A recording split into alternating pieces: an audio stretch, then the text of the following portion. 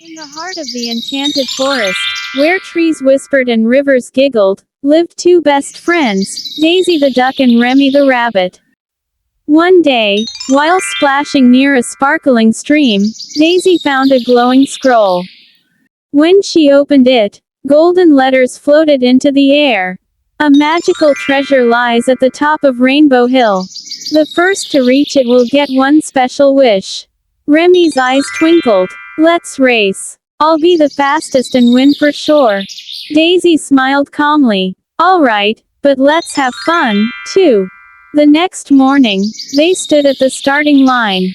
Ready, set, go, shouted a tiny fairy. Remy zoomed ahead. I'm going to win, he laughed, bouncing over mushrooms and zooming past butterflies.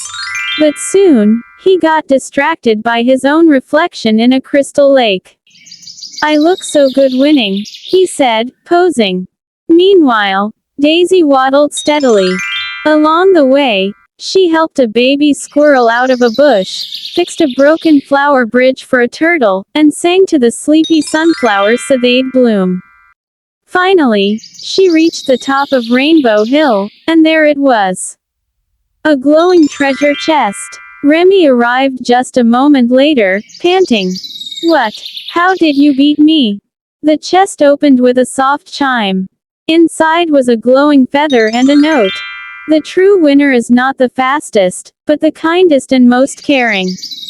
Daisy turned to Remy and said, we can share the wish. Together they wished for a magical garden where all forest animals could play and be happy. And from that day on, the enchanted forest bloomed brighter than ever before.